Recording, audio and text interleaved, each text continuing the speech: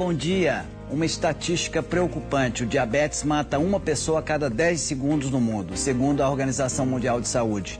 Nos próximos 20 anos, a doença deve crescer 54%. Levimar Rocha Araújo é vice-presidente da Sociedade Brasileira de Diabetes e também professor da Faculdade de Ciências Médicas aqui em Belo Horizonte.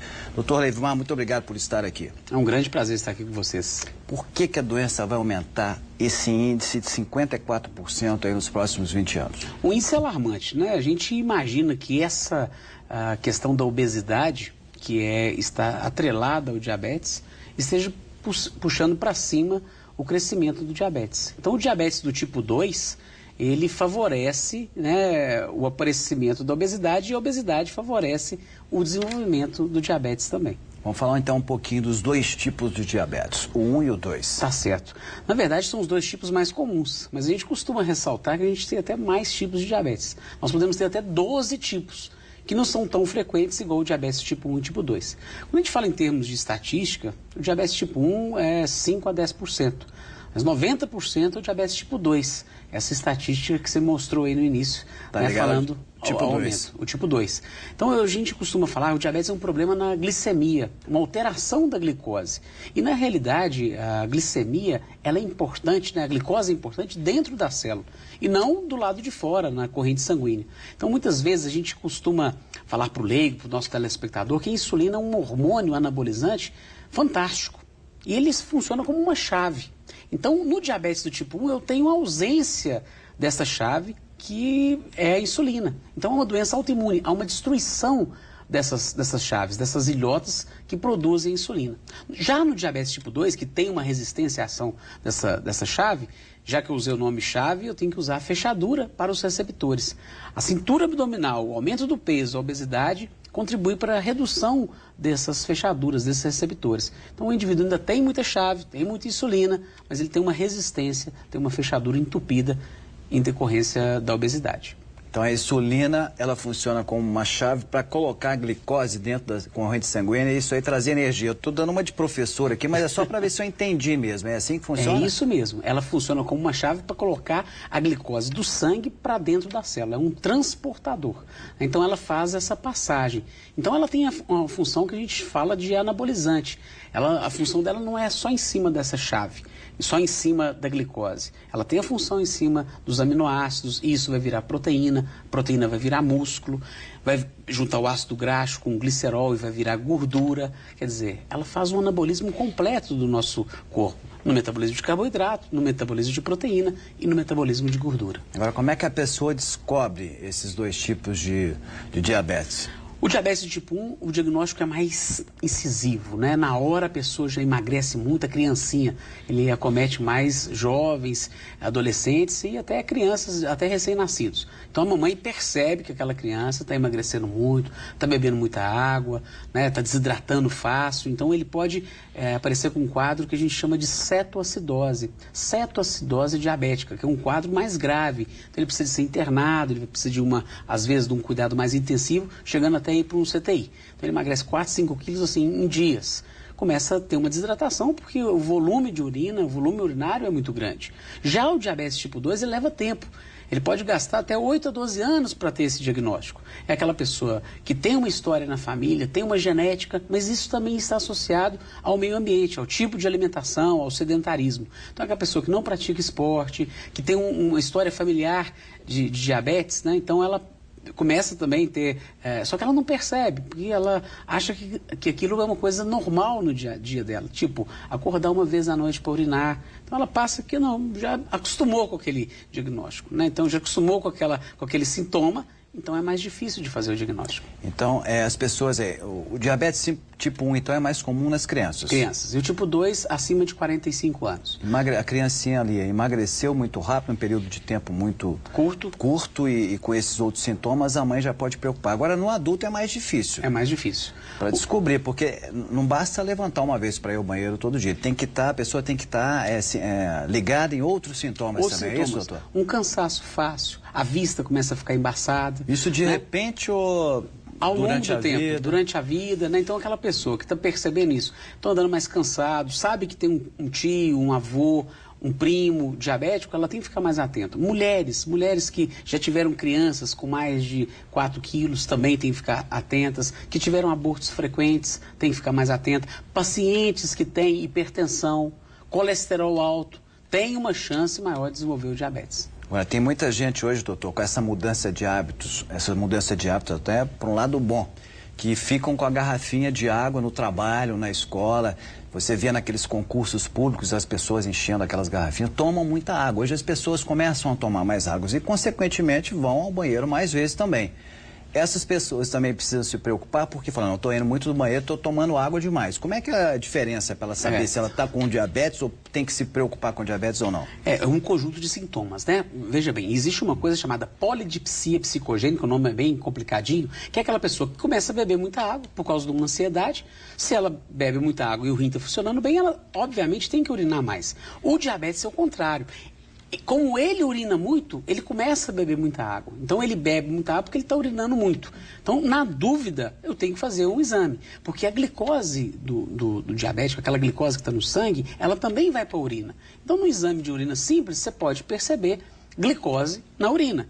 Então, o paciente, por exemplo, está chegando no banheiro, está fazendo xixi e está juntando muita formiguinha. A mamãe, às vezes, percebe isso na fralda do neném.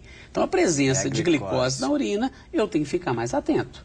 Né? Então, a gente tem que estar somando esses sintomas. Então, está tendo uma vista embaralhada, está acordando durante a noite, que a pessoa que bebe muita água durante o dia, ela não vai acordar à noite com sede. O diabético vai.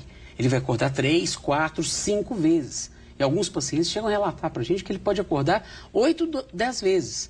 E quando ele cai nessa descompensação, ele começa a perder peso sem fazer muito esforço. Então, uma perda de peso sem explicação, ele também tem que ficar atento. O Brasil tem 11 milhões de diabéticos, segundo o Ministério da Saúde, e muitos não sabem que tem a doença. É um mal silencioso, por isso tem que ficar alerta. Ficar alerta. Essa estatística não é só brasileira, não. No Brasil, em torno de 50%, na Europa a gente pode colocar 46%. Então, a gente tem que ficar no diagnóstico. Então, qual é o diagnóstico de diabetes? Antigamente, quando eu comecei a estudar, o diagnóstico de diabetes é uma glicemia acima de 120. Hoje, a glicemia normal é abaixo de 99. Mas não é para o telespectador ficar assustado. Minha glicose deu 112.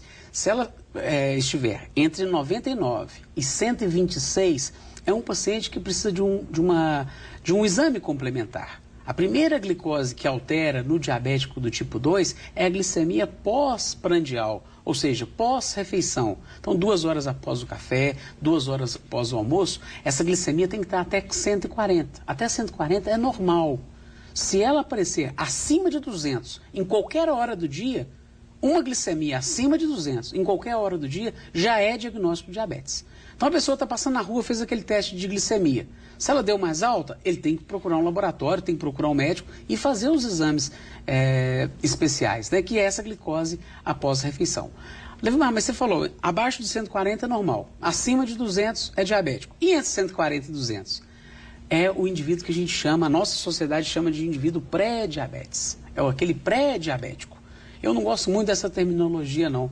Eu acho que ficaria melhor a palavra intolerante. É um paciente que caminha para o diagnóstico de diabetes. Mas se ele mudar o estilo de vida, entrar com medicação, aí sim a gente pode controlar esse diabetes antes dele surgir. Esse pré-diabetes que a nossa sociedade assim o denominou. Vamos explicar um pouquinho, doutor Lima, mas esse teste que as pessoas fazem, porque não é todo mundo que faz o teste de glicose. A maioria das pessoas vai ao médico uma vez por ano, 1 ano e meio, 6 meses, fazer o check-up. Sim. E ali naquele exame da glicose, em jejum, a pessoa já tem esse índice. Uhum. Se ficar abaixo, então, dos 99, a pessoa fica tranquila ou tem que fazer o outro também? Se ela tiver algum outro indício, né, a gente estava até comentando aqui antes do programa, né, se ela tiver, por exemplo, uma coisa que a gente chama de acantose nigricans, que é uma lesãozinha no pescoço, debaixo das axilas, se ela tiver uma cintura abdominal, se for mulher, acima de 80, se for homem, acima de 90, se já tiver hipertensão, já tiver dislipidemia, só o exame de jejum não é suficiente. É importante que ele faça 2 horas após a refeição ou que ele faça o que a gente chama de teste oral de tolerância à glicose. Por que a gente pede esse teste oral de tolerância à glicose? Que deve ser feito apenas 2 horas após a refeição. Aqueles testes antigos que pedem 1 hora, 2 horas, 3 horas, 4 horas, a gente não pede isso mais. Então, quando pede em jejum e 2 horas para esse paciente específico, que já tem algum tipo de sintoma ou alguma doença associada, aí é interessante que a gente faça esse destrozol. E por que de fazer esse destrozol? Como é que é esse teste? Você vai ao laboratório, em jejum, né? O jejum de 8 horas, colhe o sangue, toma um copo com esse açúcar. O destrozol é um açúcar, 75 gramas de destrozol, na verdade 82,5 gramas de glicose anidra. Você vai beber isso em 5 a 10 minutos, tá? Então você vai tomar esse teste, tem que permanecer no laboratório e colher novamente depois de 2 horas. Porque toda vez que você recebe uma carga glicêmica, o seu pâncreas tem que ser estimulado a produzir o hormônio insulina. No caso do diabético tipo 1, ele já não tem mais essa insulina. No diabetes tipo 2, que nós estamos pesquisando, ele tem um pico agudo da secreção de insulina e depois um pico crônico. No tipo 2, ele perde esse pico agudo. Então, a glicose 2 horas pós-prandial, ela não vai estar abaixo de 140. E aí você diagnostica esse paciente, tá? Então, esse teste de destrozol, ele é importante porque o meu prato de alimento é diferente do seu, é diferente dos nossos câmeras aqui. Então, para quantificar para uma dosagem certinha, a gente tem que fazer isso. Uma coisa importante que eu esqueci da gente comentar, quando você falou do índice de diabéticos, né? Hoje, a grande preocupação nossa é que esse diabético tipo 2 que nós falamos, que é mais comum nas pessoas com mais de 40, 45 anos, está aumentando em crianças. Por que está aumentando em crianças? Porque as crianças estão mais obesas também. Então, por causa dessa falta de exercício físico, por causa da própria má alimentação, do sedentarismo absurdo que nós temos hoje, a criança fica no computador, a gente também tem um aumento do tipo 2 em crianças. Dr. Levimar Rocha Araújo, vice-presidente da Sociedade Brasileira de Diabetes. Daqui a pouco, no próximo bloco, nós vamos falar sobre tratamento e prevenção do diabetes. É só um instante, o Opinião Minas volta já já.